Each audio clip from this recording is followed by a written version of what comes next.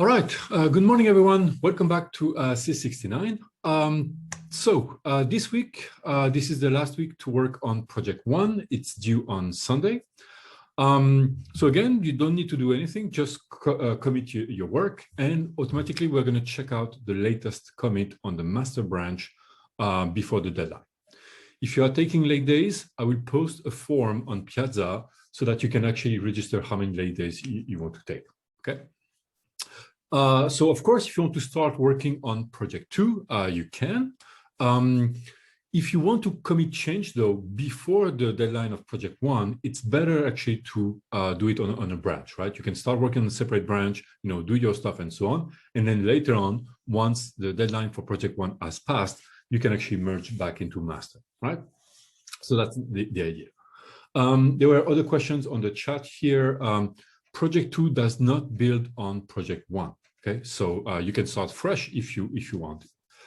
Another thing, so next week, so the tutorial is going to be about like gearing up to project two. So it's going to talk about project two, and for that, it would be great if you go to the tutorial and you watch the video. There is a video about project two on system calls.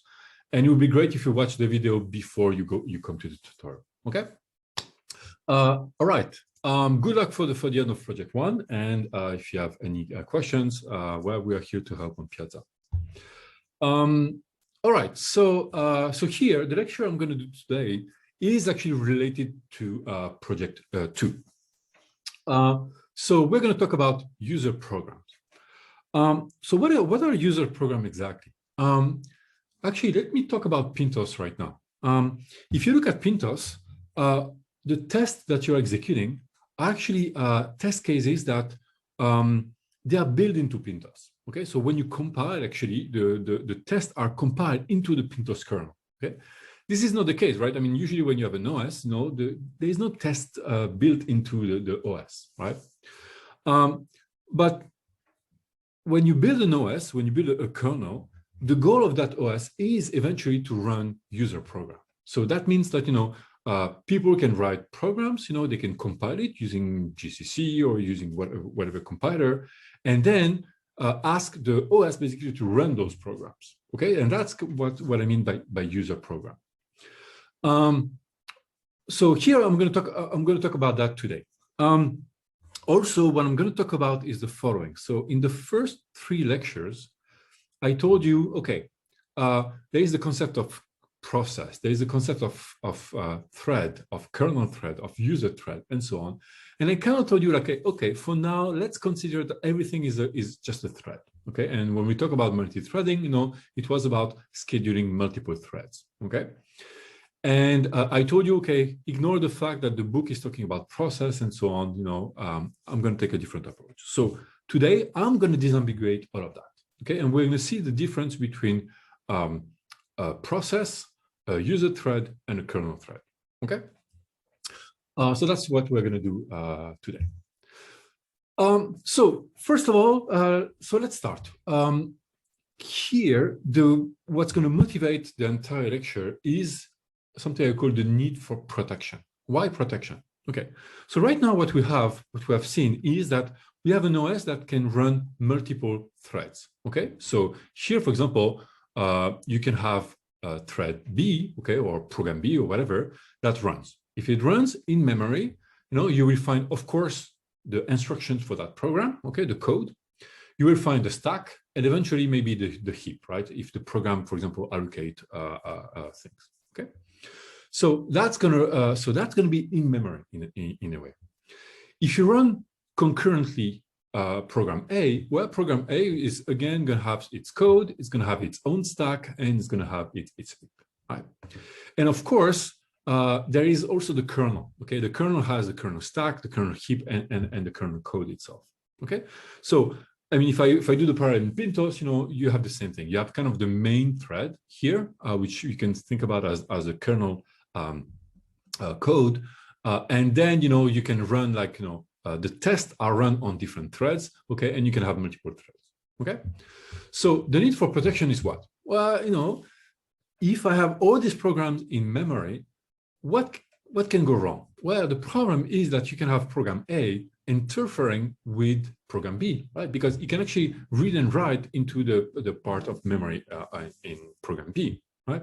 And I'm sure that's what's happening actually in your code, right? Sometimes you mess up things and so on, and the threads are kind of like interfering with each other.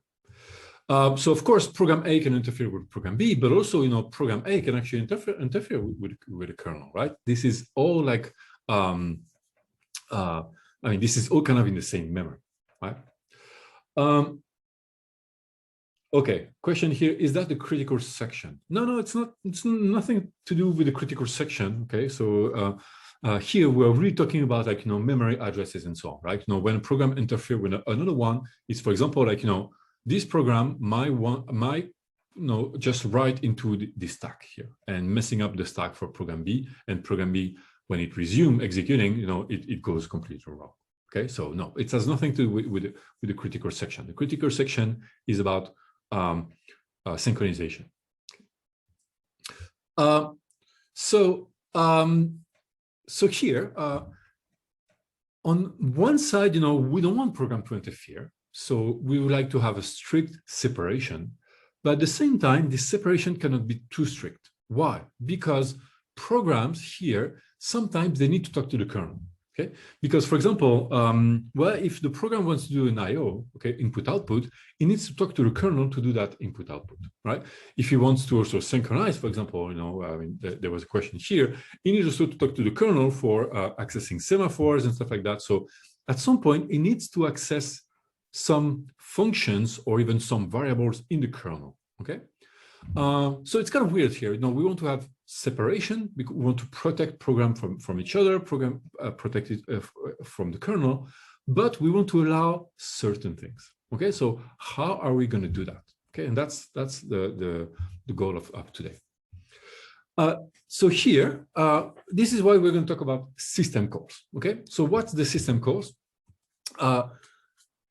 So first of all, first principle here, what we're going to do is like, we're going to run programs or process or, whatever. For now, it's still kind of all the same. But, each program is going to run isolated from each other, okay? And we're going to call that the user mode. So when a program runs, basically, it cannot interfere with another program, okay? And for that, actually, we're going to use some memory built-in support to actually ensure that, okay? This is coming a little bit later, okay? But we're going to do it in such a way that, so process cannot go out of this kind of jail here, but the kernel is special. The kernel has special privilege, and the kernel here can actually read the memory, for example, of process A, right? But not the other way around. Process A will not be able to read the memory of the kernel, read or write, by the way, or same thing for going into process B, but a kernel has actually can see everything, right? And that's going to be useful.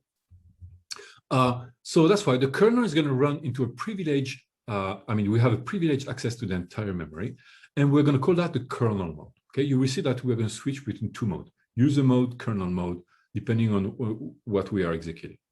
Okay, and the principle number 3 is like we're going to allow certain resources to be used by user program, and those resources are going to be in the kernel, and these resources are going to be accessed through system calls. Okay, so you will see it's mainly about like I/O. Okay, but it's also about sending a signal to terminate, accessing shared variables, and so on. Process communication and stuff like that. Right, but here it's going to be some kind of a special channel that we're going to call system calls. Okay. So here, maybe the first question is like, how can we isolate programs? Okay, so how can we tell a program is like a program is executing a program, the CPU execute instructions, and at some point we want to tell like, oh no, you're not allowed to execute that instruction. Okay, or at least that instructions read a part of memory that you cannot access. So how does it work?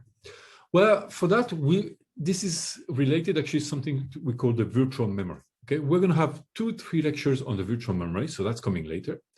But in a nutshell, here is how it works.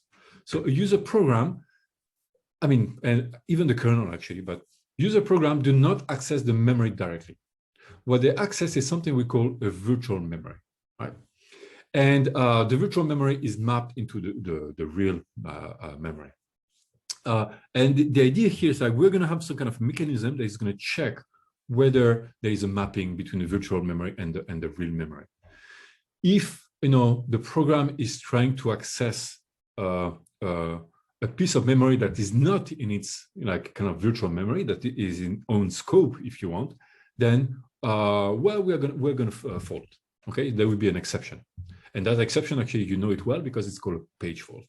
Okay, so we're going to understand a little bit later what's exactly a page fault. Okay, right now, for project one, it's probably a wrong pointer manipulation or synchronization problem. Okay, but later on, it will be. We're going to explain into more detail what it is exactly. And we're going to have the kernel managing the virtual memory for every process. Okay, so every process we have a different virtual memory, and the kernel is going to manage all of that. Okay, of course, the kernel is the OS. It manages the entire computer, and that's what we are writing right now. So, what are the system calls? So, a system call, it's it's two things, right? It's one is for the need for protection, but another one is the need actually for abstraction. Okay, so let me explain. For example, all of you in BO9, you have written a C code, for example, that read from a keyboard input. Okay, so you do scanf, for example, and you might have done that for whatever reason. But imagine, for example, you want to write a bash shell. Okay, a shell. So if you want to write a shell, it's simple, right? You're going to have a program that is going to get input from the user. The user type a command. Once you type enter, you take this command, parse it, and then execute the corresponding program. And then once the program is terminated, you ask again the user, okay, what do you want to do now? Okay, so that's kind of a shell in a nutshell. So for that, you need to have a keyboard input. So for that, you're gonna write a program, and you might, if you were to do it at a very low level, you would have asked this question. Okay, I need to read from an input-output device, but which one? Okay, you can have different kind of keyboards, right? Some people are connected on the PS2 port. Okay, I think this port doesn't exist anymore. I'm not sure, but most likely it's going to be on the USB. Okay, or actually, if you have a Bluetooth keyboard like I have right now, it's actually on Bluetooth. Okay, or it could be on the network. Because imagine, you are doing SSH, on a remote server, and so you are opening a bash into this remote server. So the things you typed are not on the keyboard connected to that machine, but it's actually remote through the SSH program. Okay, so you see here, there are different types of keyboard. Also, how do you synchronize access with programs that also use this keyboard? Okay, or even like any IO and so on, right? So because of all of that, you see that here, so first of all, it's going to be the kernel who is going to give access to the input-output, and it's going to do all the synchronization and so on and so forth. And it's going to know exactly which keyboard is used and blah, blah, blah.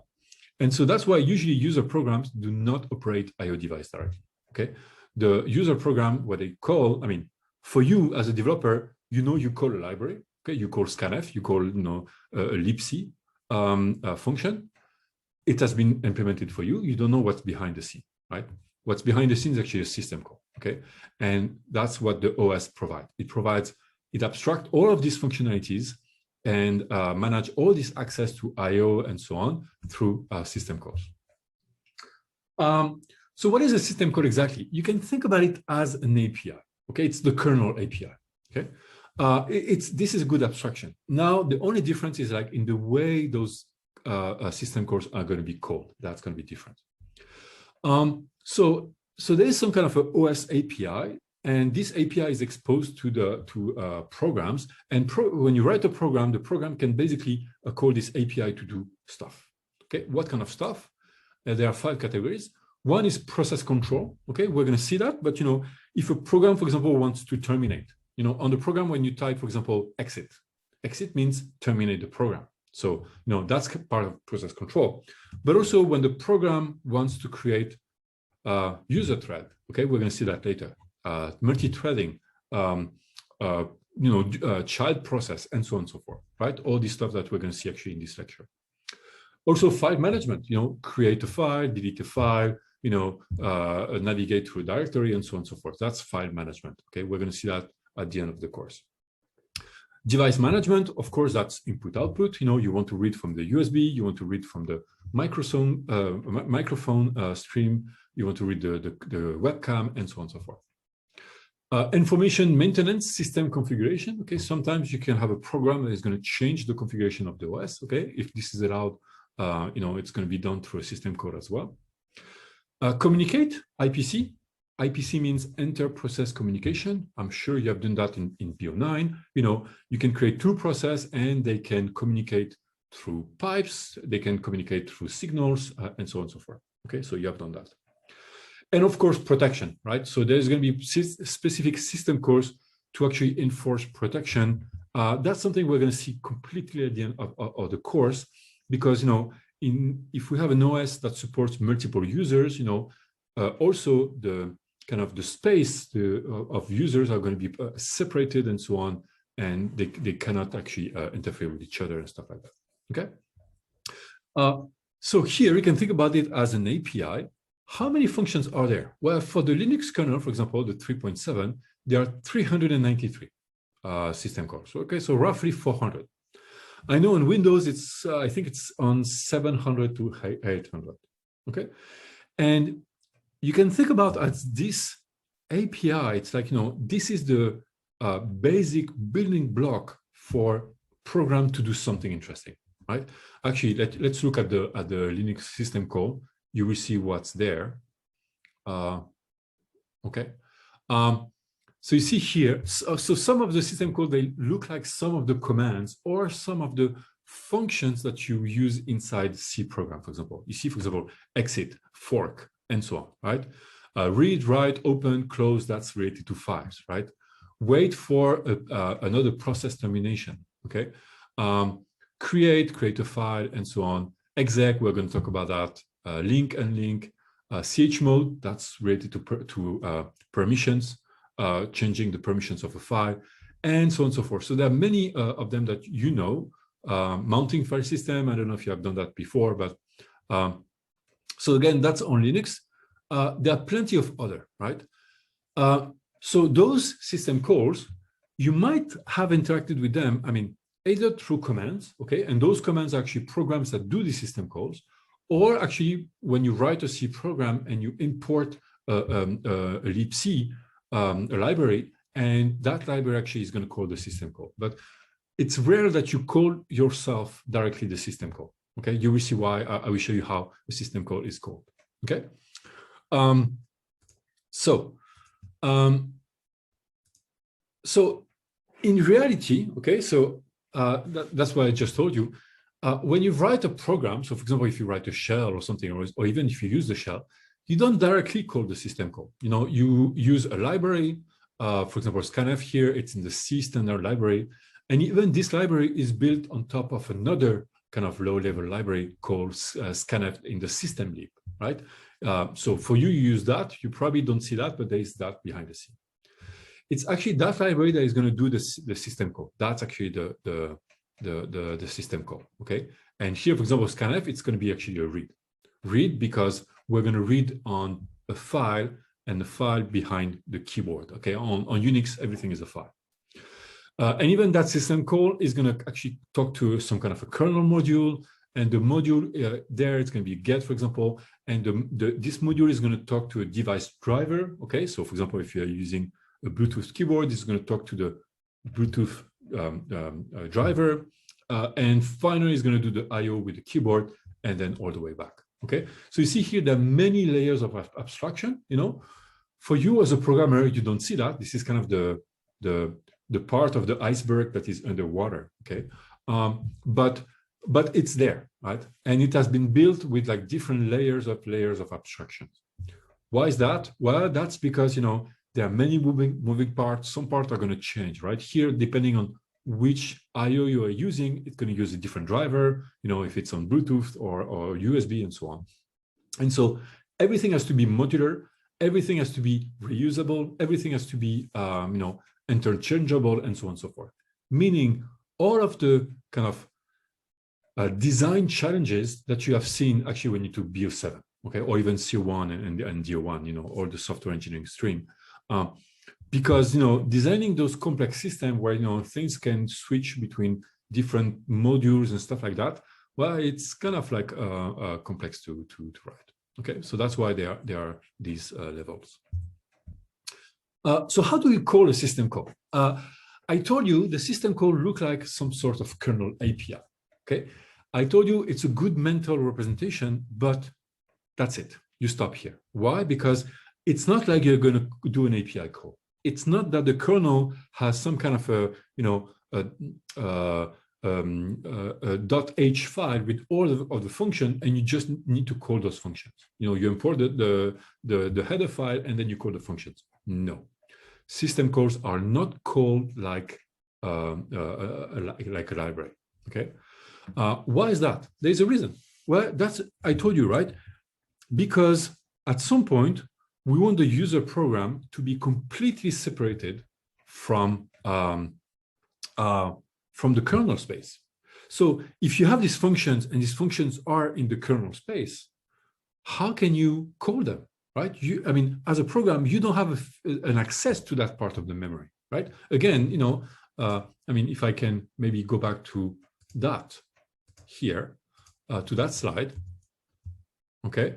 So here, what we want is to have a complete separation. So here, the program A cannot access this part of the memory. Okay, anything. It cannot read or write. So if you have, if the kernel has some kind of an API here, and if the API is kind of here because the code is here, right? How can this program call the function? It cannot. Okay, we have separation. That's going to be virtual memory. We're going to see that later. There is a clear separation. We cannot do that. Okay, so a system call is not going to be called like a function call. So how does it work instead? Well, instead, we're going to use something we call software interrupts. If you remember 2 weeks ago, we talked about interrupt, and I told you there are two types of interrupt. Hardware interrupt, okay, that basically once a hardware is, as you know, something ready, okay, the data is ready or the hardware is ready, it's going to send an interrupt to the kernel to say, hey, something has happened, right? And I told you at that time, there's also some software interrupt. It's actually programs or the CPU can generate interrupt to interrupt itself. Well, that's exactly that. And in the case of system calls, we're going to call that that specific interrupt, we're going to call that a syscall trap. Okay, so let me explain.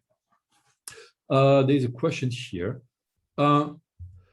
So when we install device driver, does this modify the kernel? Well, okay, I'm going to talk about I/O a little bit later in the course. There are two approaches actually. So there's one approach where, you know, when you have a new driver, you need to actually, so that's the old Linux approach, okay? So we call that the monolithic approach, where in the past, when you had a driver on Linux, for example, you need to kind of patch the kernel with that new driver and then recompile the kernel. Okay, so that was the old approach, the old Linux approach.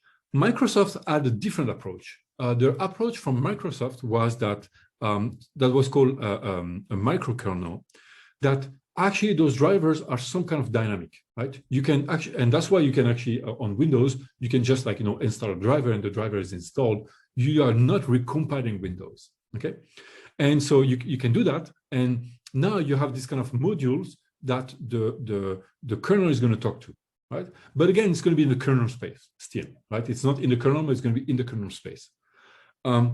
So nowadays, actually, most of the OSs, they use this kind of like, you know, driver module, and you don't have to recompile the kernel. Even Linux now, you have like, you know, kernels drivers that you can actually install and without recompiling the kernel. But there are some drivers that actually compile in the kernel code. Yes. Okay. And even on Windows and so usually it's the most important one, like a keyboard and a screen and stuff like that. So no, it doesn't modify the kernel, but it adds to the kernel functionality in a way. Okay, but via dynamic modules.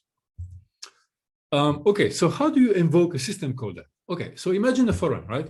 So here we have a program, and the program is the instruction write. Okay, or imagine here I call it write, but call it like maybe scan printf. Okay, so it's basically I want to print hello world on the screen. Okay, so printing something on the screen, I need to talk to the screen, right? I need to talk to an IO. Okay, and again, the program doesn't have access to the screen, so it would need to talk to the kernel and say, hey, can you tell the screen to actually print that? Okay, so here how it's going to work, right? Because the kernel here, maybe I can unfold that a little bit later. The kernel has this system call here, which is going to write something, okay, to the screen. But how do you call it? Let me rewind a little bit. So the way it works is like, okay, there will be a library. Okay, so let's assume that there is a standard library, and you call this library, you call the function write. Okay, it's there, and this function write, what's going to do behind the scene is the following. It's going to push the system call that it wants to do, right? Okay, that's the system call. It's going to push a string, okay, the string header word here, for example, and so it's going to push that on the stack. Okay, so push is on the stack, so on the stack of the process. Okay, so it's going to push all the arguments to the stack, like a function call. Function call does exactly the same thing. Okay, but where it's different is the following. Instead of calling a function, because you cannot call a function, you cannot call the kernel function here, you are going to trigger an interrupt. And here there's a special instruction called int. Okay, int has nothing to do with integer. It means interrupt. Okay, you're going to generate an interrupt here on 80. Okay, so you decide what's the interrupt. So 80 is on Pintos, I think, or is it on Linux? I forgot. Okay, I think it's on Pintos. Okay, so again, so what happened here? Where are we? The program calls a library function. Okay, so that's normal. The library functions push the system call number. It's a number, right? I mean, I call it, I show a function here, but it's a number for, it's more efficient. And arguments onto the stack and trigger the software interrupt. And you know what happened, right? As soon as you trigger a software interrupt, what's happening? The CPU stop executing. So right after this instruction, the CPU is going to stop. The CPU is going to stop, and it's going to trigger. So the interrupt is going to be received, and then the CPU is going to execute the corresponding interrupt handler. And here the interrupt handler says, okay, I see now that you have I was interrupted. I know it's the interrupt 80, so it's a system call. So now what the handler is going to do is going to read the arguments. So he knows, by the way, the handler knows which thread or which process was interrupted, okay? And it's going to go into its stack, and then it's going to read the arguments. So here it's going to read write and then S. And then, so based on that, it says the interrupt handler is going to know, okay, so there was a system call. The system call is write, and here is the string. So now the system call can actually call the write function. So syscall write, for example, okay, and then now execute that function. And that function here, it's in the kernel. Now it's going to talk to the screen. Now it's going to send this on the screen, whatever matrix and so on, and print a hello world. Okay. Of course, when it returns, so now it does the I/O. When it returns is actually when. So let me show you. Of course, the system handler is going to stop. Is going to terminate. When the system handler terminates, what's happening? Well, you kind of like reinstall the same state. You kind of like resume the execution of the program, and now the program resume, and your write has been executed. Okay, so you see here, the system call is kind of special, right? We have to go to this interrupt. Why? Again, because the program cannot call that function directly here. The memory is separated between the user mode and the kernel mode. Okay, so instead, it's just going to push the stuff on the stack, create an interrupt at a specific number, and now the kernel is going to take over and then execute the system call. Okay. All right. Any question about that? Because that's kind of complicated. By the way, this is going to be project 2. Project 2, your job is to, so there is, well, let me tell you a little bit about project 2, right?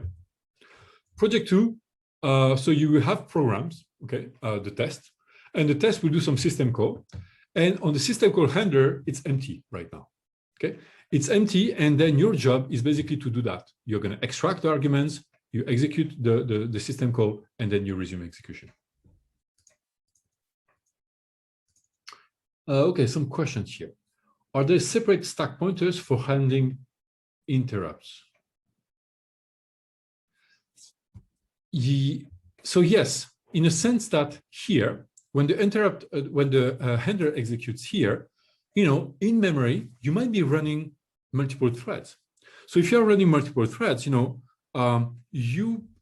might have, if you have 10 threads, you are going to have 10 different stacks.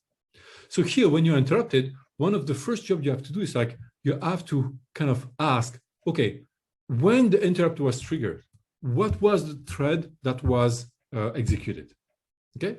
And once you know which thread was executed, you're going to look at the thread control block, the TCB. Okay, where is the stack pointer? And once you know the stack pointer, you can actually get the stack. And once you have the stack, you can actually extract the arguments. So yes, the kernel will have access to all of the stacks of all of the threads. But when there is a system call, it needs to know which thread was generated the system call so that it reads the argument on the right stack. Can you explain more about the I/O of that? What do you mean by the I/O of that? I'm gonna talk more about I/O later, right? Here, what's important is the following. What's important about the I/O is the following. Here, the process here will not do the I/O directly. Okay, again, remember, I mean, this is from B58, right? To do an I/O, you need to actually read and write at specific address in the memory. Those addresses are actually in the kernel mode. So the process cannot write directly the I/O for multiple reasons. Okay, one, we need to synchronize the access in case there are multiple threads accessing the same I/O, and also, we want to maybe do some checks and so on. Do you have the permission? Can you do that? Or we don't want to have the process directly doing the I/O. So that's why here we're going through the system calls to do the I/O. Are the interrupt number defined by the kernel or the processor architecture? No, it's actually completely arbitrary. X80, if I remember correctly, that's Pintos, or Pintos is 30. I forgot. I think I have it somewhere. Let me check. So no, but you decide what number. Every OS has a different number. But it's one number for every system call, right? So 80 means system call. You don't know which one, but it's a system call. I might have it somewhere. No,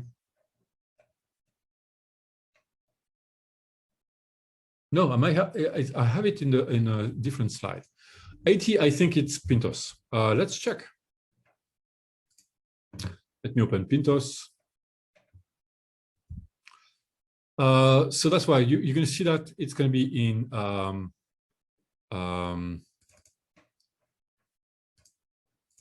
so it's going to be inside userprog syscall.c. Here, oh yeah, you have to go into oh, it's 30. So it's 30 for Pintos. So 80 is actually Linux. Yes, 80 is Linux. Okay, and I don't know what Windows. Okay. Any other question?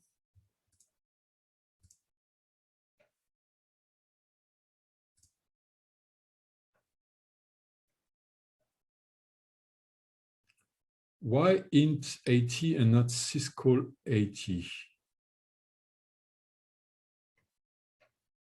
I'm not sure what's the question here. I mean, an interrupt, remember, right, when I talk about the interrupt, an interrupt it's some kind of a vector, right? So there's a vector and it's up to 256. So it's basically an 8 bits vector, right? So x80 means like, the hexadecimal 80 for the vector. No, it's not an int. Okay, where did I say that? Okay, you want me to write x80 here. Let's see, where is it? Let me go back to here. Yeah, no, it's not an int. Again, oh, int means interrupt. Okay, yeah, don't confuse that. I just said it, right? Int is not integer, it means interrupt. Okay. Int is a special instruction here. It's an x86 instruction. It doesn't mean integer, it means interrupt. Okay.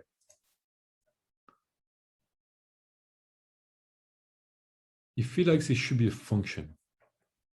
What do you mean? Yes, it's assembly. Int, it's an instruction. It's an x86 instruction. Yes. Okay. Okay. So here, this is assembly, right? Push int. It's assembly. All right. Any other question?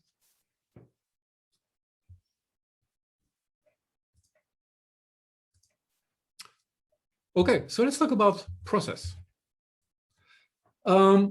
So here I want to disambiguate now because at some point, you know, the book is talking about process, but then in the beginning of this course, I've just talked about kernel thread or threads, right? And now I want to talk back about process. So let's try to disambiguate all of that. So here, let's go back to BO9. In BO9, for example, so you have done some system programming. And when you were doing system programming, actually, you were doing process. Okay, so when you start programming, you start a process. And then sometimes in the process, you could create a child process and you were doing a fork. And you know that when you do a fork, for example, you know, you actually copy all the variables and so on, and you can have them inside the child process. Okay, but then they are completely separate and so on. Okay, so you remember all of that. That's going to be my starting point. Okay, so the process that you saw in BO9.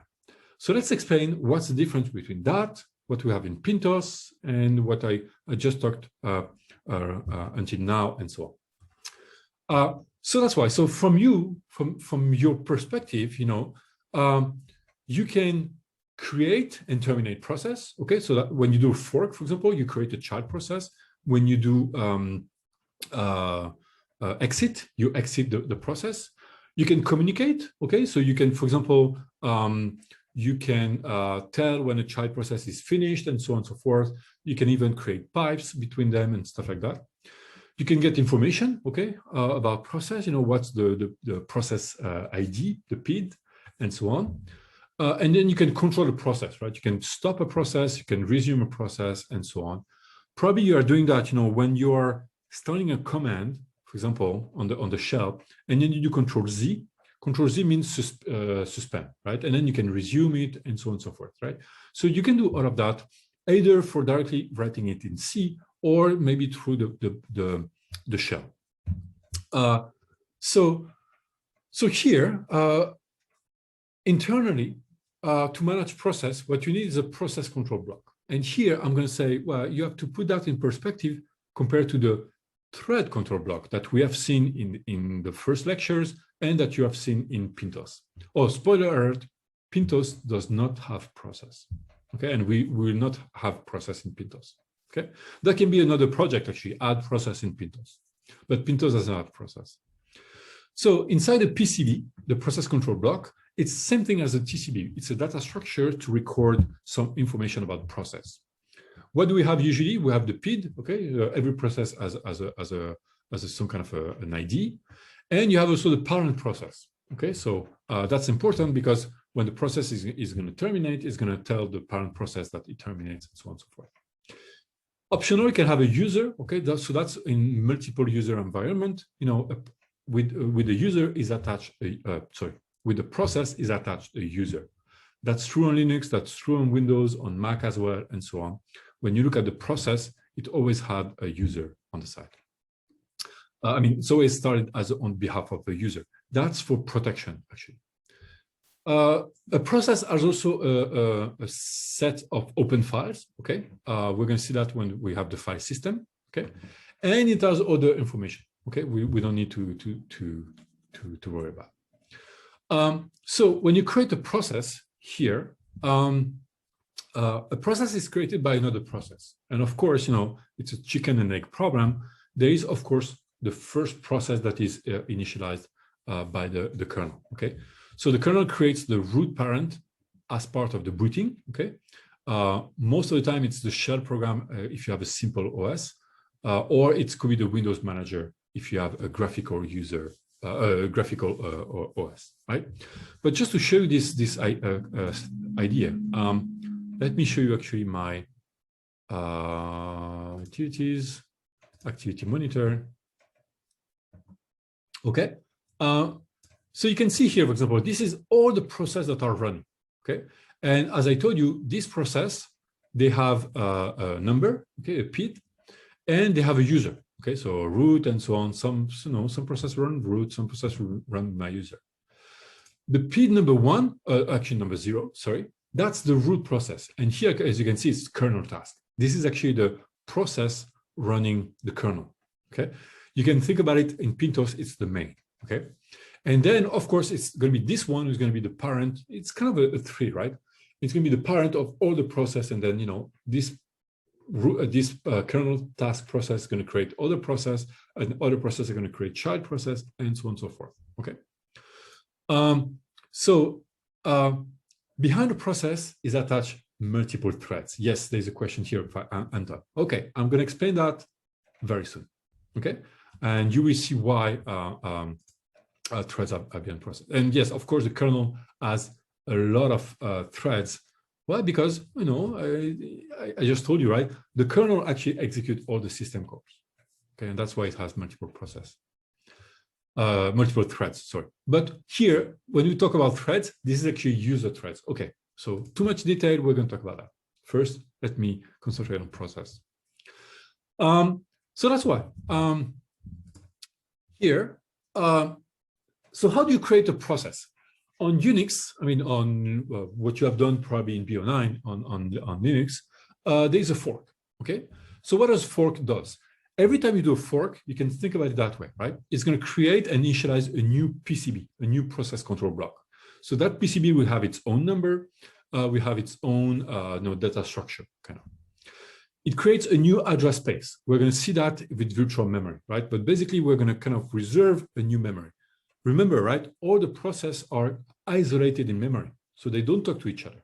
Okay, so here we're going to create a new address space, a virtual address space. We initialize the address space with a copy of the entire content of the address space of the parent. Okay, remember that, right? I mean, again, this is something for BO9. If you are rusty on that, please go back to your BO9 materials. But when you do a fork, every variable that you had on the main thread or on the parent thread, you have it also in the child thread. But then they are separate, right? After that, if you modify those variables, they are completely separate. Well, that's because of step number 3 here. We initialize, there is a new address space. They don't share the address space. But when we fork it, when you create it, we copy that address space. Okay, so we copy that address space with one exception, and the one exception is actually the PCB, right? Because it's going to be a new PCB and so on and so forth. Okay, but it's going to be the same thing. It's going to be the same code, by the way. Okay, then we initialize the kernel resources. Okay, to point to the resources used by the parent, all the open files and so on. We initialize all these resources to be exactly the same as the parent, but same but separate, but different in a way. And then we create the kernel thread associated with this process. That's coming later, you will see, but every process will be run by one kernel thread, okay? And that's going to come with the multi-threading model. Again, here, this is kind of like, it might be a bit confusing for you. That's normal, because I haven't made the link between the threads that we had in the beginning of semester, the kernel threads, and this process, but it's coming soon, okay? I'm coming from the top. We have seen the bottom, and we're gonna kind of like join the two soon, okay? But just for now, actually here, we're gonna create a kernel thread, and this kernel thread is gonna be on the scheduler, and that means that this process is gonna be scheduled for to be executed, okay? And it's gonna be put on the ready queue and so on and so forth. So here, it's kind of like, it's the idea of like, we create a process, a child process, and it's going to be scheduled to be executed. There's a question: what differentiates a thread and a process? It seems like you can do everything in threads that you can do in processes. Okay, I'm going to be there just in a second, and then if it's not clear, we can discuss it again. But let me just stay on process for now. So you have seen fork. You might have seen also exec. Okay, and exec behave a little bit differently. So fork is very useful when the child basically cooperates with the parent. Okay, and relies on parents' data. Right. So a fork is very simple. You do the fork, and then suddenly you have a different process. Executing in parallel, I mean concurrently, I prefer the word concurrently, executed concurrently, and it has access to the same variable, okay? But again, if it modifies a variable, no, they are completely separate entities, the parent and the child. So it's kind of like, it's convenient. It's a simple interface. And that's why, it's very popular on Linux. So let's have an example of a web server. Probably you have written that piece of code in BO9. If it was not a web server, it was probably some kind of a server, okay? So usually it works like that. First, you're going to listen you open a socket, and then you're going to listen on the socket. As soon as you receive something on the socket, accept here, what you're going to do is like, to be able to process a lot of requests rapidly, you create a separate process, okay? Or maybe you do the thread, but let's keep it simple for now. We create a new process. And here you can handle the request, because here now it will have access to the socket, you can read and so on, and you can do a bunch of things. Okay, and here you can close the socket when this is done, basically. So that's a very simple example of multi-process server, okay, a socket server. But we have seen also exec. You have seen also exec, right? Exec is kind of different, right? So fork is very simple. No arguments, nothing, just fork, and that's it. From now on, you have created two processes. Exec is different. Exec here, when you call exec, you pass a program as a char. So that's going to be a new program string. And then you pass arguments to that program, okay?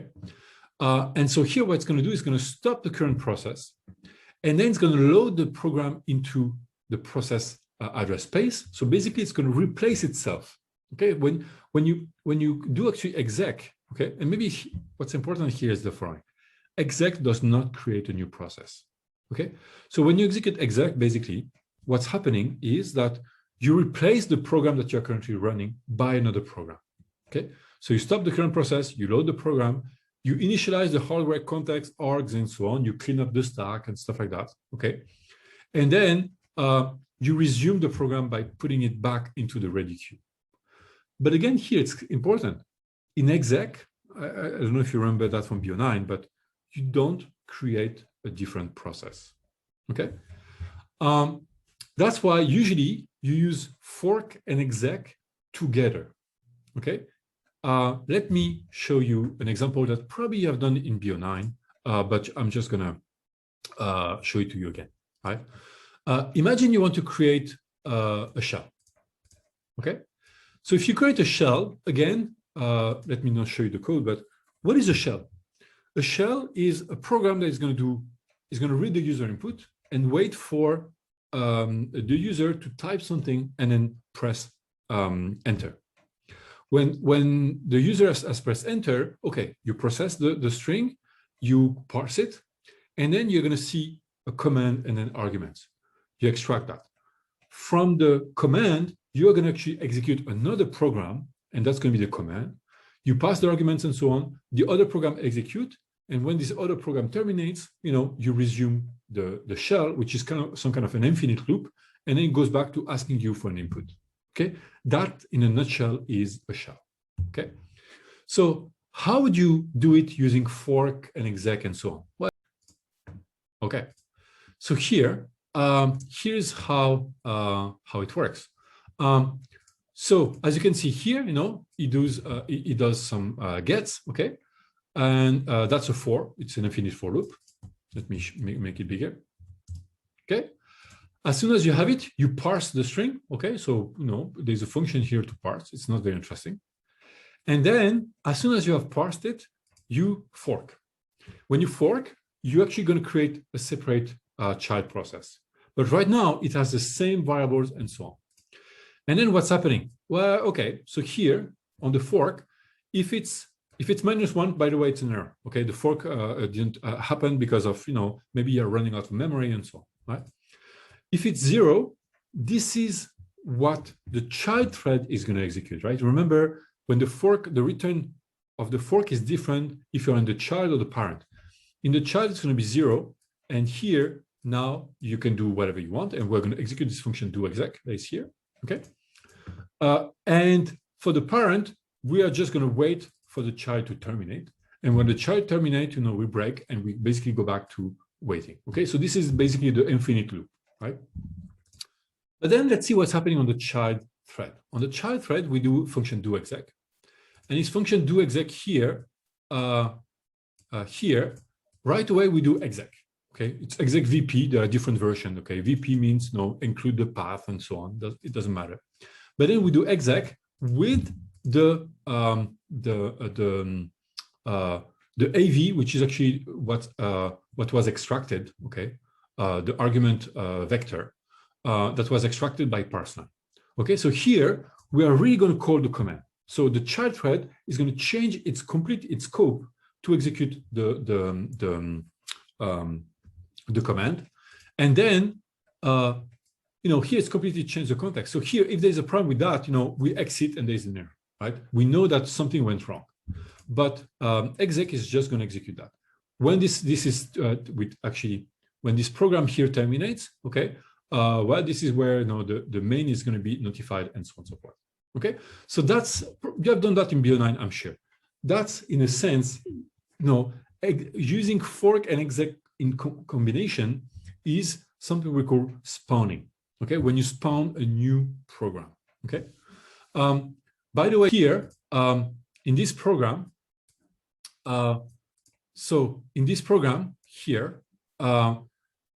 it's a very simple interface. We just execute a command. But now, what if you have redirections? You remember, if you have like angular brackets, or if you have a pipe in the command, right? Well, for that, you can look actually at the other programs, gridish and pipe-ish. It's just like more complicated version of it, right? I can show you minish here, pipe-ish, pipe-sh. Pipe-sh here as something in case, let me show you, what if there is a angular bracket here or here, input or output? What if there is a pipe? Okay, and then based on that, we're going to kind of link files together so that the output goes into a file and so on and so forth. Okay, you can look at it. It's kind of interesting. I put everything on the GitHub. Okay, so that's basically spawning. By the way, Microsoft does it. So this fork and exec, this is typical from Unix system. Microsoft has decided to go a different way. In Microsoft, they don't have fork and exec. They have something called create child process. Okay, it's a function. I have it here. It's called create process. Why is that? It's actually a good thing that Microsoft does that, because they published an article actually in 2019, so 2 years ago, and they show how fork is not a good idea because of security. Okay, because when you create a fork, the child process somehow can have access to some information and stuff like that, and that it's not good. It can lead to actually vulnerabilities. Okay, it's actually a valid concern here, and that's why actually it's better to have create process. And create process works exactly kind of the same, right? Imagine create process is a combination of fork and exec in one command. But here, what it does is the following: it's not going to clone the child, the parent thread first. It's going to do directly, it creates a new PCB, initialize a new address space, and then directly, without cloning it, without duplicating the parent thread address space, it basically loads the program directly, copy the arguments, initialize the hardware, and then place it into the PCB, right? It's doing fork and exec in one command without actually duplicating the address space of the parent. And that for security is actually better, okay? So that's why.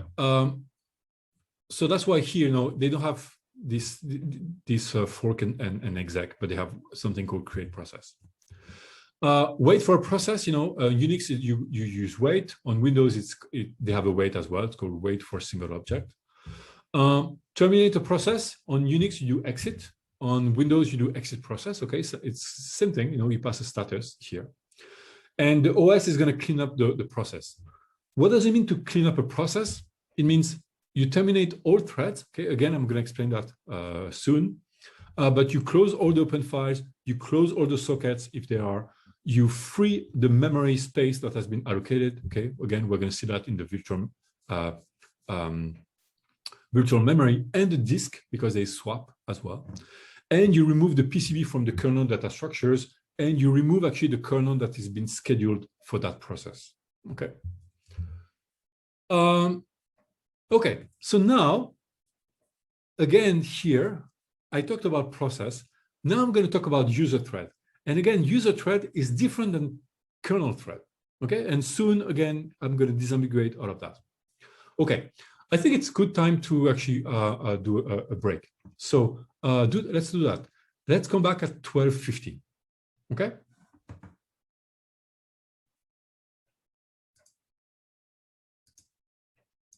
Okay, we're back.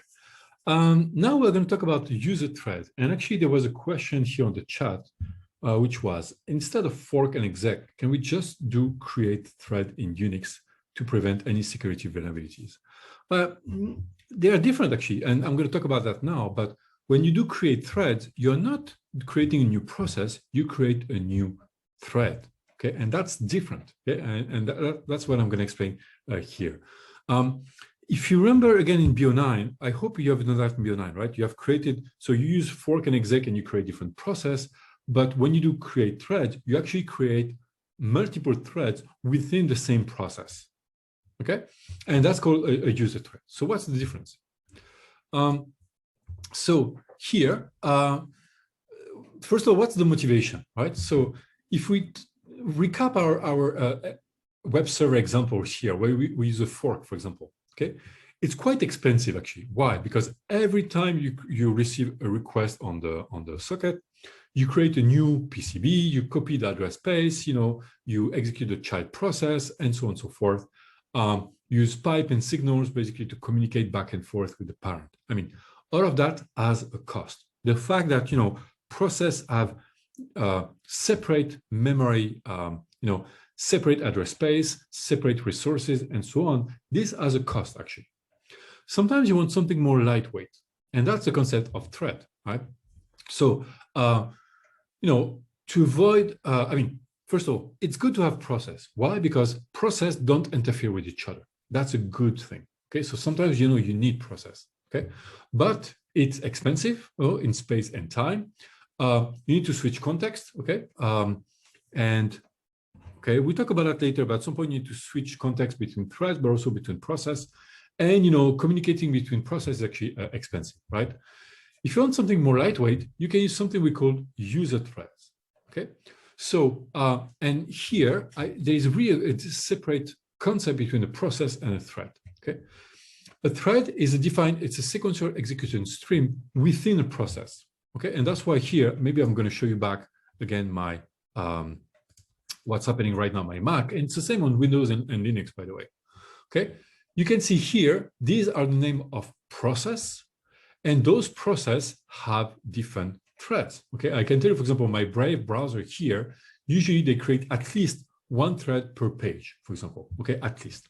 Sometimes they can even create more threads, right? But all of these process have multi-threads in there, okay? And they are not child, they are not child process. It's different, right? A child process will be something different here. I mean, if you have a different name. So you can have multiple threads within a process. The difference is that the threads, they share the same address space, okay, than the process. Okay, so they read into the same address space. So that's why here, what we're doing probably in BO9 is like when you create a thread, and if that thread change a variable that is actually shared with other threads and with the process, it will be changed as well. Okay, because it's the same address space. That's a big difference between thread and process. Okay, so here they share the same address space, and a thread is bound to a single process. Okay, and the process can have multiple threads. Okay, in a way, if you can imagine the following. Okay, here you can have. So if you have only one process, you have something we call a single threaded process. Okay, so a process runs on one thread, but then on one process, you can have multiple threads running. Each of them have their own stack, their own code, and their own registers, but they share the rest. They share actually the heap and so on and so forth. Okay. The thread within a process, you can think about it that way, right? So you have the code of the process. The process has its own stack and so on, and then you can have multi-threads that each have their own stack and stuff like that, but they share the same heap and they share the same static data and so on and so forth. So they are within the same actually address space. That's really important. So here you can have something different, right? So here we can say, okay, instead of creating a child process, I'm going to create a thread. And here I'm going to say, so it's called thread fork, or it's called like, create thread in some other system. It doesn't matter, right? But here I'm going to create a thread. I'm going to put here usually it's a function. You put the function that's going to handle the request. You pass the data structure sock, and so on and so forth. And here you can have the function is going to handle this, but it's going to be a separate thread, and we're going to see how it's important for scheduling. Okay. Again, I'm insisting here. These are user threads.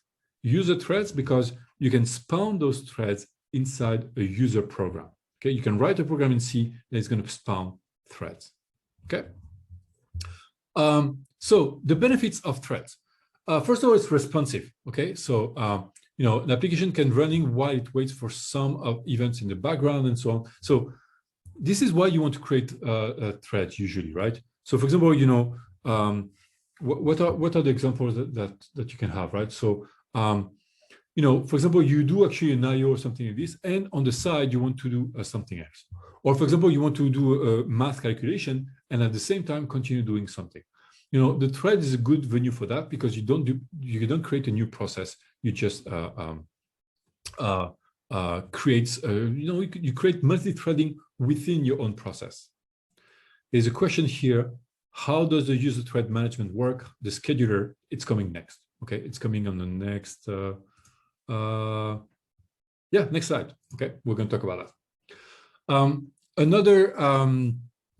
Another thing here, sharing resources. Okay, so I told you as soon as you do a fork in the process, okay, they're going to share. You duplicate the resource, but they don't share it anymore, right? It's going to be a copy. Here, when you have multi-threading, you actually collaborate on the same resources. Okay, so here now you can basically work on the same piece of data. Economy of time and space. You don't create a new PCB. You don't switch the entire context. Okay, only of course there's going to be a switch between the threads, but you will see it's actually a lot cheaper. Okay, only the register and the stack. That's the only thing you need to change. Scalability also when you have multiprocessor architecture, because now you can have actually one. So imagine you have one process, and that process actually can run on multiple cores because it has multiple threads, right? If you have just a single threaded process, it's not going to run on multiple core. It's going to run on one core. Okay, but if you create threads within the process, chances are, you don't control that, but chances are that those threads are going to be scheduled on multiple cores. Okay, and actually that's what's happening here on my Mac. Probably here, those threads can go on different cores.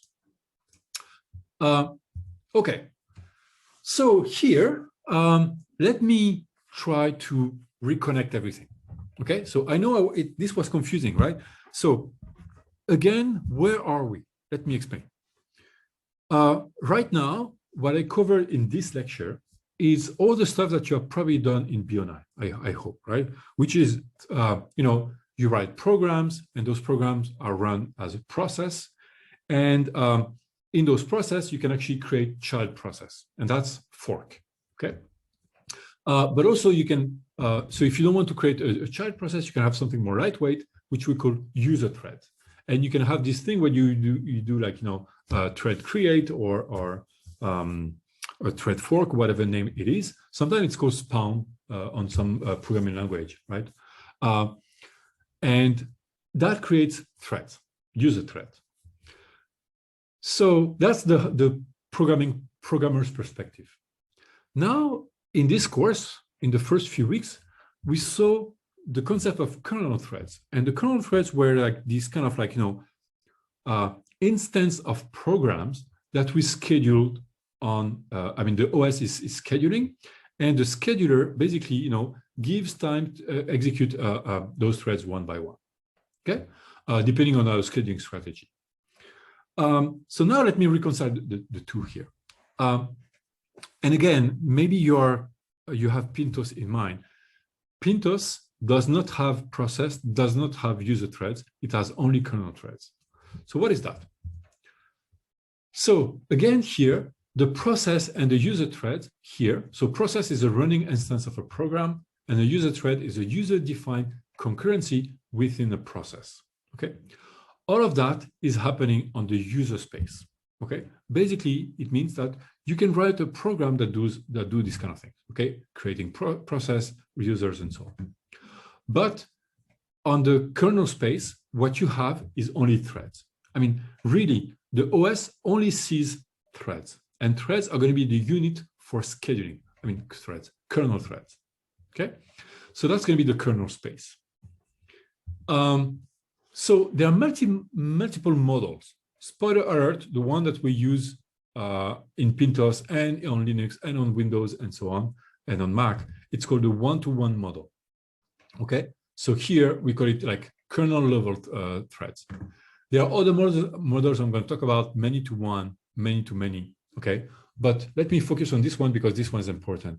This is the glue between everything I talked about and those kernel threads. So here, what's the idea? The idea is the following. The kernel manage and schedule threads, kernel threads, right? This is true on Windows. It's called Windows threads. It's true on Linux, Unix system. It's called the POSIX P threads, okay? And same thing on the new Solaris. Solaris is still Unix, right? So here, all threads operations are managed by the kernel, okay? It's good for scheduling, bad for speed. But it's better. So here, let me explain, right? So if you have, every process that you create, we run, I told you, right? Every process will be a single threaded process, meaning a process at least runs on one thread. Here, for example, you are not going to find a process that at least doesn't have one thread. It's impossible, right? Because for each process, we're going to associate one user thread. Let me find maybe one here. I'm sure I have programs. You see, Bash has one thread because right now I'm not running any commands, right? As soon as I run commands, this number is going to go up. But there are some processes that have one process, at least there is one user thread, okay? So here, and one user thread, we're going to make it correspond one kernel thread. So imagine the following, right? On Pintos, here's what's going to happen. When you actually when you execute a program in Pintos, that's coming in project 2, right away, we're going to attach this program to a kernel thread, okay? Because when you execute a program, you need to have one thread scheduled to be executed, okay? So if you execute 2 programs, you're going to have 2 threads and so on. That's the one-to-one model, okay? One program, one thread. Now, if you complicate it a little bit, so if we have process, okay, so here we have a process, at least when you create a new process, one process equal one user thread equal one kernel thread. But what if you create multiple user thread? Well, again, for each user thread, you're going to have one kernel thread. So here, for example, I have at the OS level, I see 4 kernel threads, meaning I have 4 threads scheduled to be executed. But maybe actually, because of this thread corresponding user thread, maybe these 3 user threads are actually part of the same process. You don't know. Maybe these 3 are part of the same process, and this one is another process. But in a way, for the OS, it doesn't matter. The OS will just schedule through all these threads. Meaning here, what's going to happen, for example, if you add a new process because you do a fork, for example? Well, if you do a fork, it's going to create a new user thread and a new kernel thread, and then schedule it as normal. Okay. What if you actually, within the same process, you actually create a new user thread by doing, create thread? Well, same thing, you create a new user thread and then a new kernel thread. That's the one-to-one kind of strategy. Okay. So of course here, why I say it's bad for speed, because in a way, if you have, imagine you have a simple OS that runs two process. I'm going to say process here. It's important. 2 process. If those processes have only one user thread, and imagine you are using round robin scheduler. Okay, so you can be sure that those 2 processes will have the same CPU time. Why? Because each process will run on one kernel thread, and so you're going to alternate between the 2 kernel threads here, meaning you're going to alternate between the 2 processes. But what if you give the feature of the process to create multiple threads? And so imagine program A, for example, is going to create multiple threads, and program B is going to still have only 1 thread. Well, now you're going to execute, if you still round robin at the OS layer, you just see the kernels, the kernel thread. So here you're going to execute this one, and then this one, and then this one, and then this one. That means here, for example, if you have 4, maybe you're going to give 100 milliseconds to this thread, but this thread belongs to process A. This thread also belongs to process A. This thread again on process A, and this one finally is process B. Okay, so here your scheduler is supposed to be round robin, supposed to be fair, but at the top actually you give 3 times more time to a process than process A than process B. Okay, that's because of the scheduling strategy and because of this one-to-one model. To each kernel thread corresponds to 1 user thread, corresponds to and a process might have several user threads. Okay, so that's how it is in Pintos, by the way. Pintos is simpler. You don't have process, you don't have thread. So 1 program equals 1 kernel thread. You can do this simplification. Okay, but it's important because last year I asked this question at the exam. Okay, what if you implement kernel threads at the what if we implement user thread feature in Pintos? How does it work? Okay, so that's why it's important. So here, what's the thread API? So well,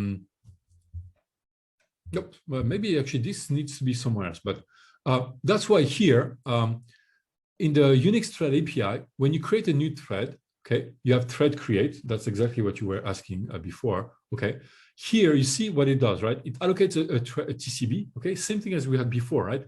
It allocates a new actually kernel thread, allocate the stack, put the functions, and then put it on the ready list. You see here, when you create a new thread, we scheduled a new kernel thread.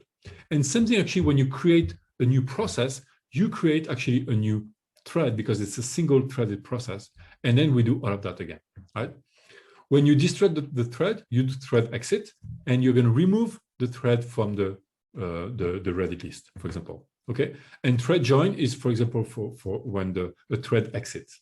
Okay, to notify actually the main thread. So that has to be put in perspective with actually many-to-one model. Those many-to-one model actually Java works like that. Okay, Java doesn't have real threading. Okay, it has some kind of a virtual machine threading. So how does it work? Each process will have 1 kernel thread. Okay, so I'm going to put it here: 1 process, 1 kernel thread. And then when you create user threads, those user threads will be based on the same kernel thread. Okay, so now you don't have a one-to-one. How does that change the game? Well, imagine the following, right? Imagine my example of before. You have process A and process B. So when you create them, they have only one user thread, so meaning you have only two kernel threads. But then if process A create multiple user threads, you will not duplicate kernel threads, meaning you at the OS level, you will still have two kernel threads scheduled, and that's it. So if you have a round robin, this time you actually give the same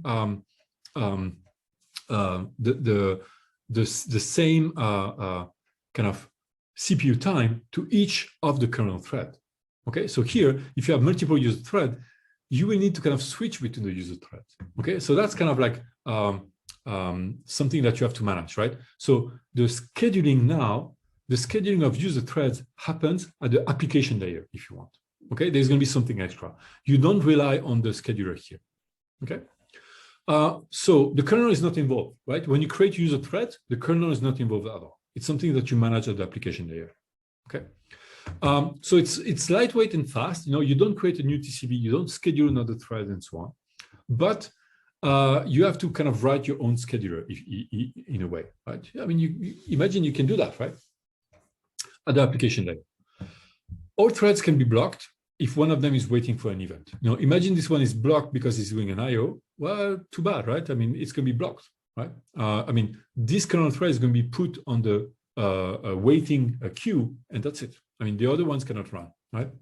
And so it cannot be scheduled on multiple cores as well, right? Because one kernel thread will run on one core. So you don't have really multi-core execution, okay? But again, Java works like that because Java manages its own thread at the what we call the Java virtual machine level.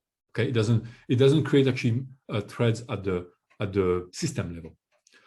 Actually, I'm saying that, but now actually Java has I've looked at it recently, but now they offer the feature actually to have real kind of user threads that match to kernel threads. Okay, but originally it's like that. You have another one, it's called a hybrid model called NM threading. It's kind of like, it's not very used, right? It's used actually on Solaris. The idea is the following, right? You're going to create a pool of kernel threads, okay? And here, when you create a user thread, you might schedule some of these user threads based on the pool. But here, what it means is the following, right?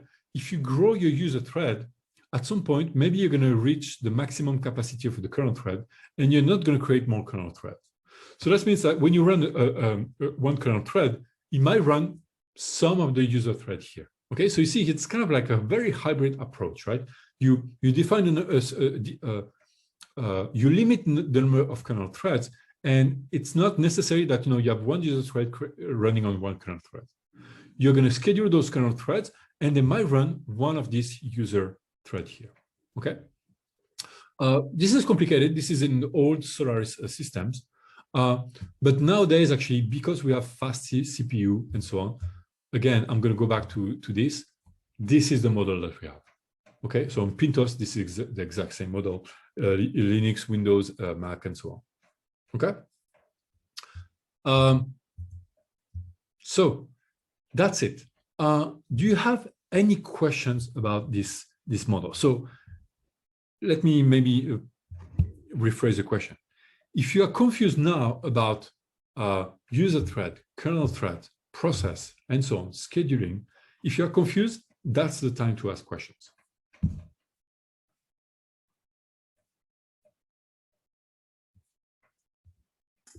Can you explain about the difference between the user thread and the kernel thread again? I missed it. Okay, the difference is really like, so the difference is like,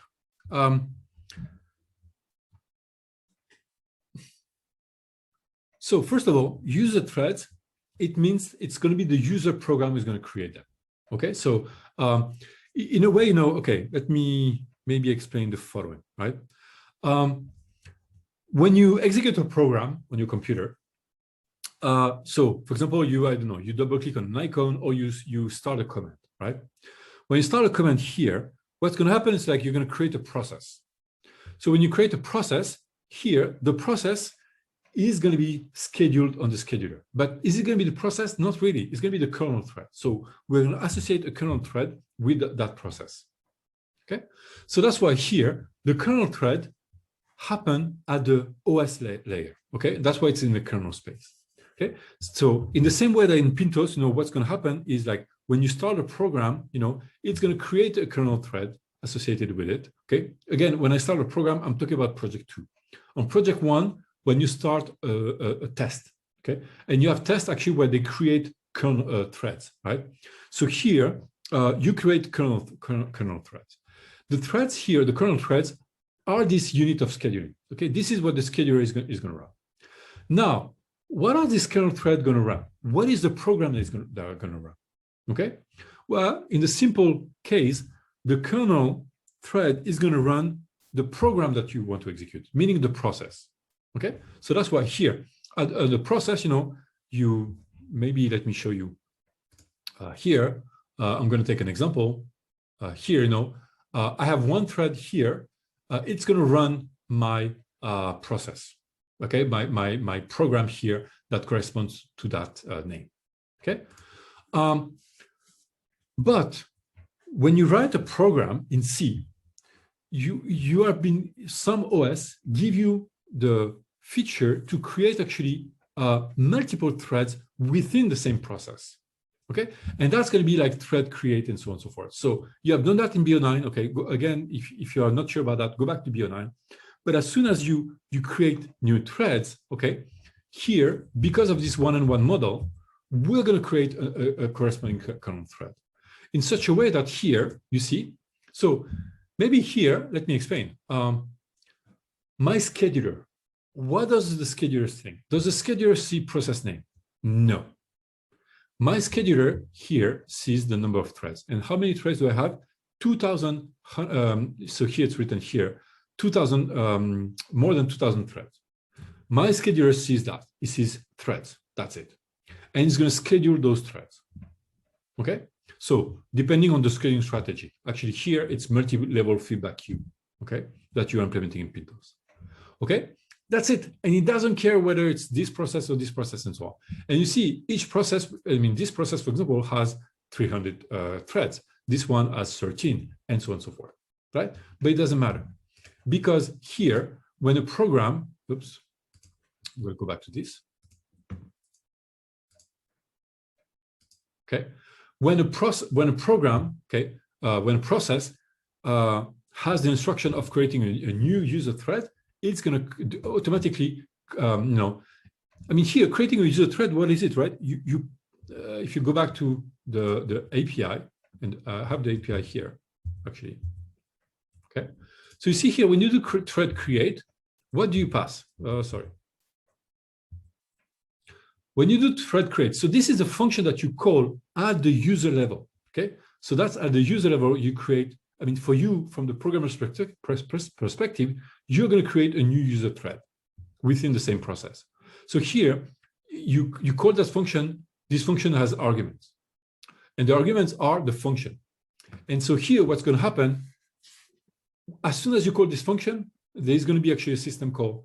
And what's going to happen at the OS layer, the OS is actually going to create a TCB, allocate the stack, and so on, and put it on the red list. Basically here, what's going to do is going to create a kernel thread, okay? But you don't do it directly at the program level, right? It's the kernel is going to do that. And you can be sure that now the function here is going to be run on a separate thread, okay? So whenever there is a user thread, automatically we're going to have a kernel thread. Yes, because of depends on your model, but yes, in everything we're going to see in this class, yes, because of the one-to-one model, as soon as you create a user thread, you create a kernel thread, yes.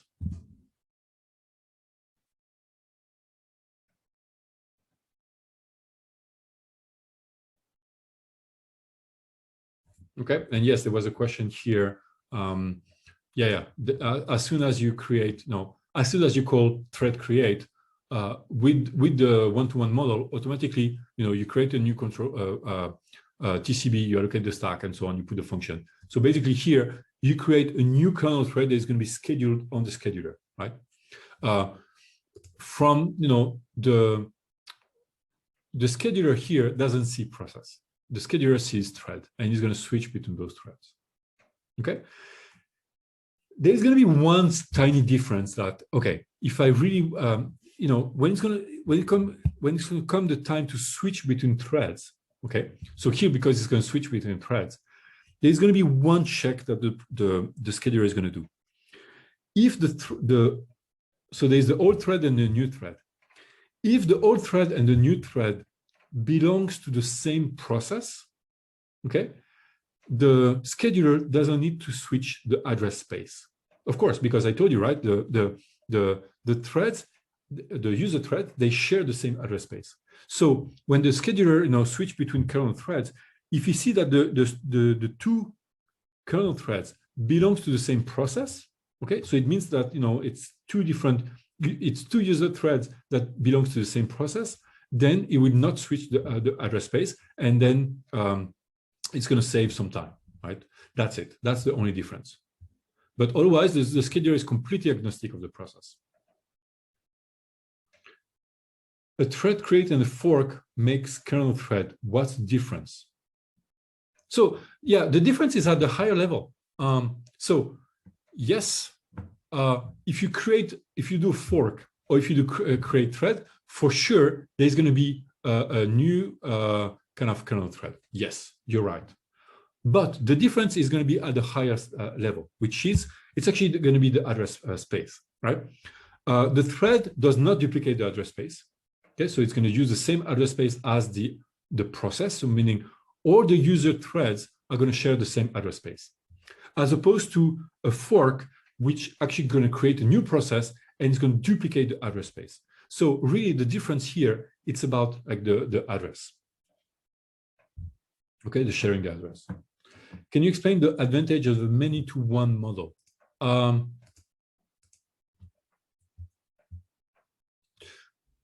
So in the many-to-one, actually, I'm going to say it's lightweight and fast because you don't create a new kernel thread. Okay, so you don't do that, and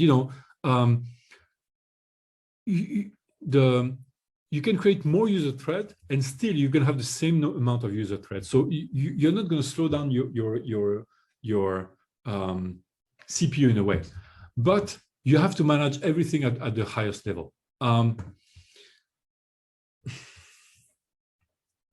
It's just lightweight and fast. But fast, again, it depends how you manage your thread at that level, right? So meaning, if here you don't manage it well, you are going to only slow down the entire process here, but you don't slow down the other process. Okay, as opposed to here in this one, if process A creates a lot of process, okay, a lot of threads, okay, it's going to slow down the other threads as well, right? I mean, you can think about it that way, right? If here I have one process that go haywire and creates multiple threads, of course, it's going to slow down the performance of my entire computer, okay? Because now the scheduler is going to schedule between multiple threads, as opposed to this one here. This one does not create multiple kernel threads, okay? So it's not going to slow down my other process, but it's not going to slow down my other processes. But of course, here at the process level, you might slow down this process alone, right? That's really the advantage.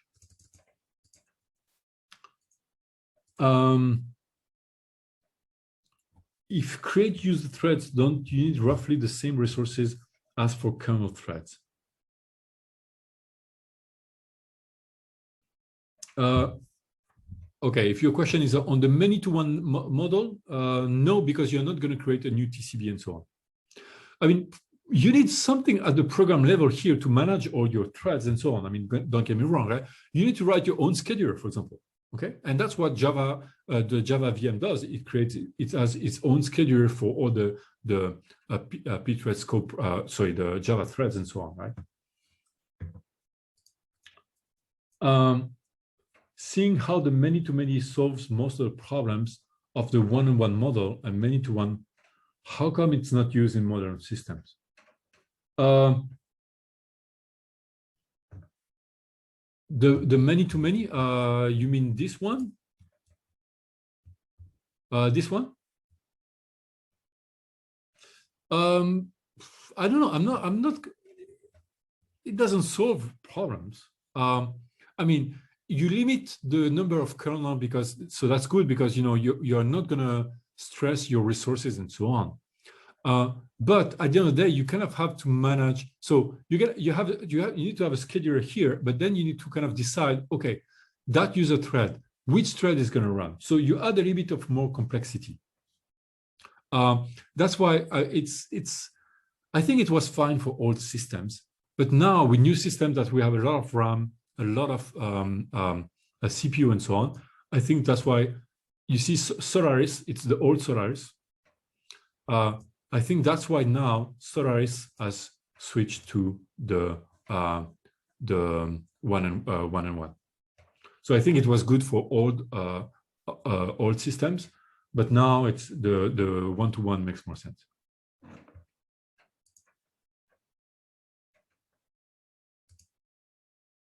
Okay. Does Unix use the one-to-many model? So again, there's not one Unix system, there are many, okay? But even Solaris use the one-to-one.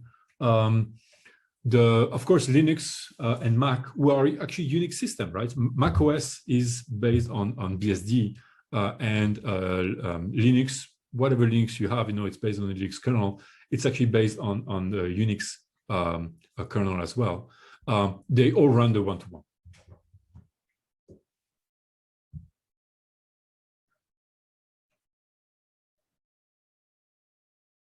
Okay, any other question?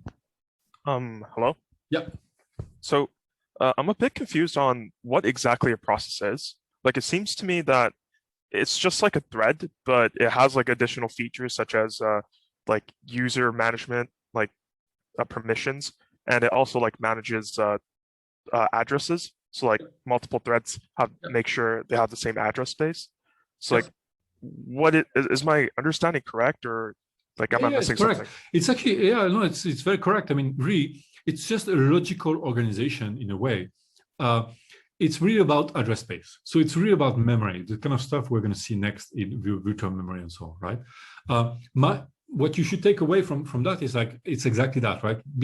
Because here, you see the kernel thread here in this picture, there is no process at all, okay? I mean, the scheduler doesn't care about process. The only thing it cares, actually, you can have some kind of an optimization. What I talked about is the following, right?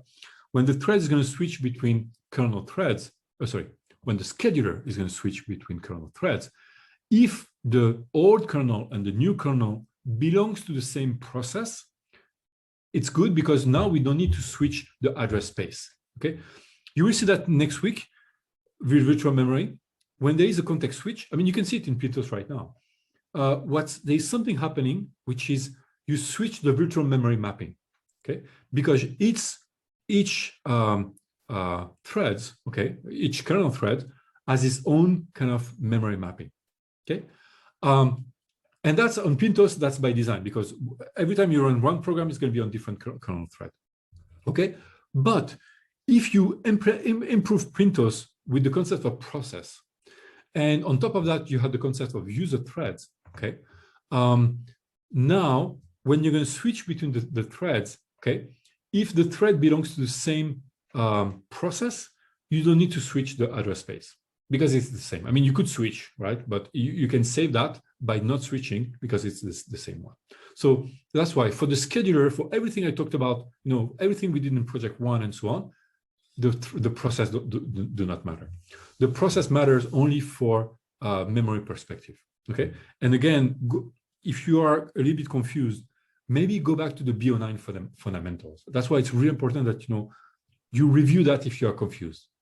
Because on BO9, when you fork a process, you duplicate the address space, but then those address space is different. For example, if you declare an array, you can access the same array, but then if you modify that array inside the child process, it's not going to be modified in the parent process.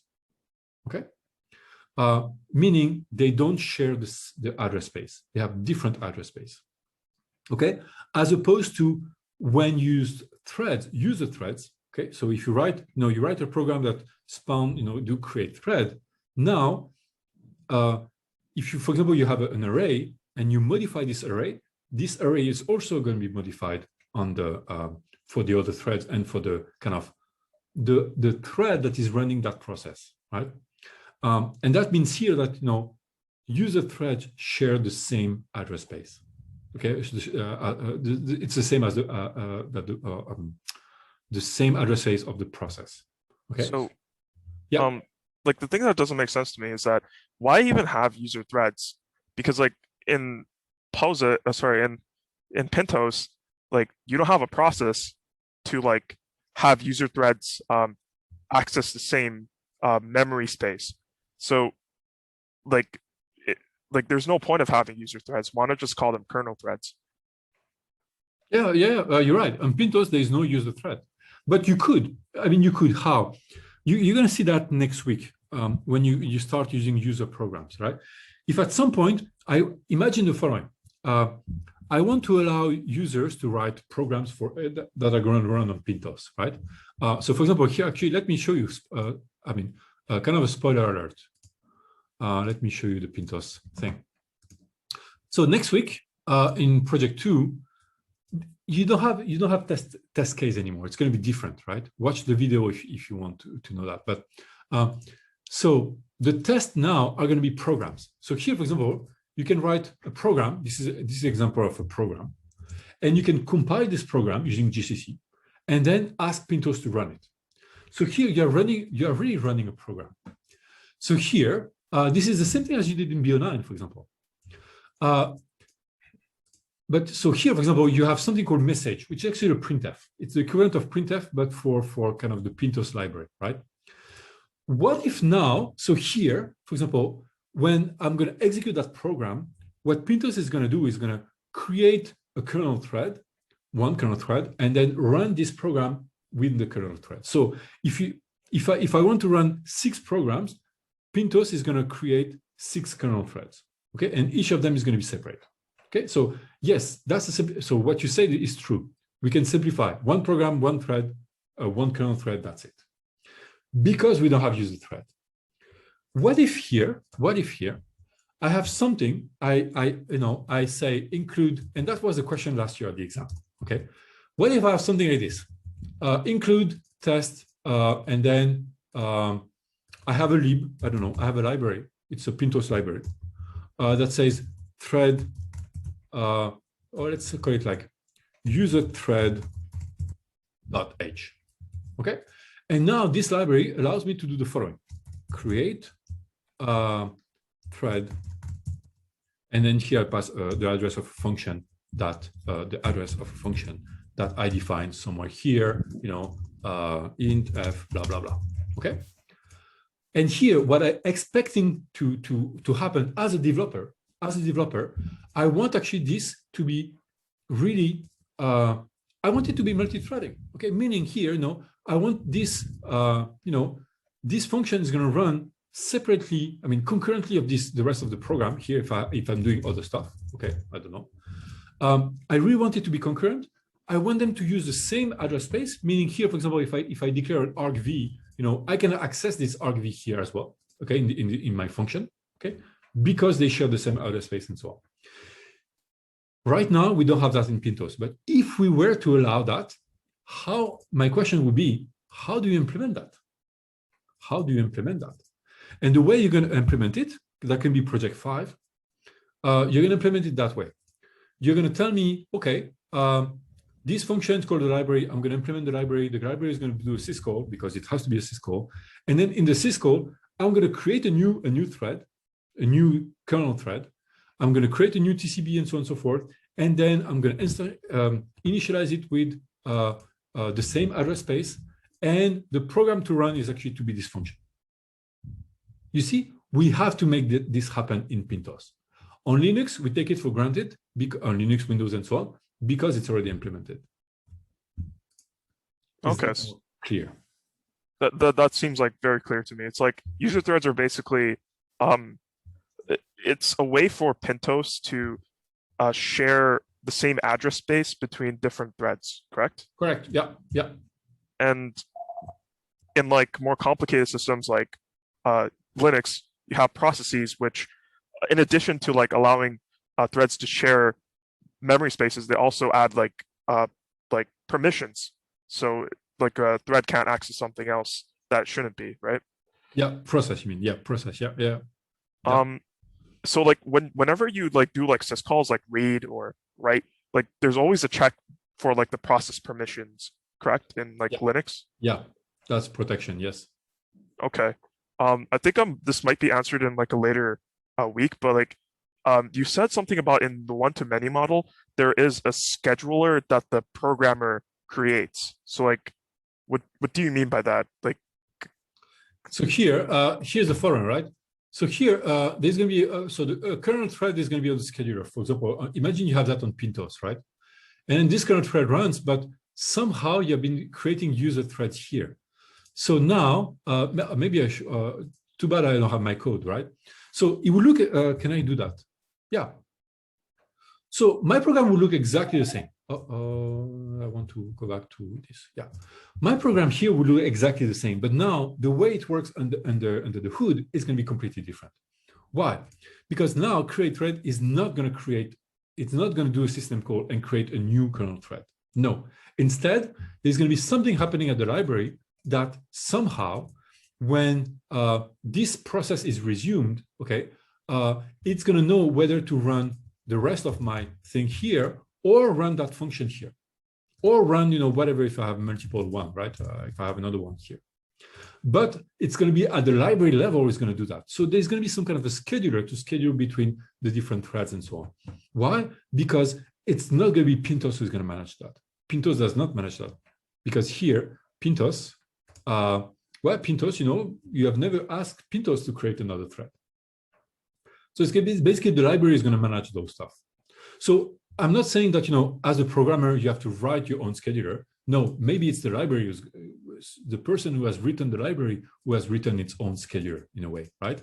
And that's what Java Virtual Machine is doing. They have written their own scheduler, okay? But for here, for the OS perspective, you execute the Java Virtual Machine, it creates a thread, but it doesn't create new user thread. Sorry, it doesn't create new kernel threads. Okay, so it's basically like, I think in Linux, it's like fork.h or something like that. And that's where like the schedule is implemented and we don't have to even handle it. So yeah. Awesome. All right, thank you. You're welcome. Okay, any other question? I mean, again, all of that is going to be, it's still blurry and so on. You're going to practice that next week. You're going to see all these programs and so on. Although you're going to practice, there is no process and so on. But keep that in mind, right? Ask yourself the question, okay? About like, how would it work in Pintos? If you're curious, look at Linux, I mean, now you can start looking at this kind of stuff. You have the knowledge, so. Okay, that's it. Good luck with the project one. Again, I know it's tough. I know you're suffering. I hope you are learning on the way. I think it's interesting, but yeah, good luck. Okay. And then I talk to you next week then. Okay. Bye.